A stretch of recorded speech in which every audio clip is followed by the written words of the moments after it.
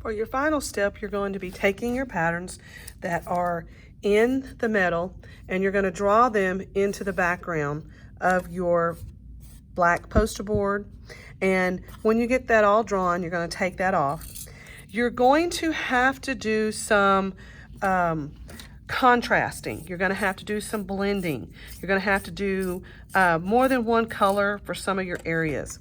And when I talk about contrasting, so I'm talking about where you come in and you color in your space and then you create some kind of contrast around it, whether it's with a darker color between the shapes, between the spaces, whether you're adding a little bit of white to highlight it. You've learned how to blend your colors.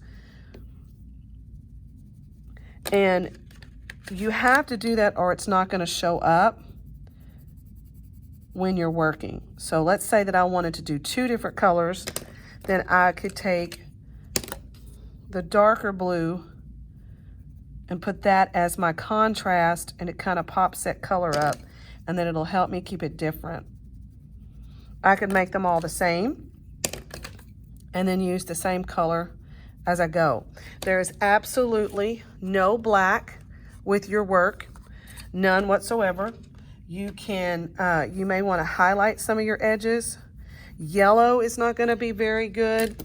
This is a great example of coloring, but the highlights aren't there, so that's the next step, is to come in, make sure they're highlighted.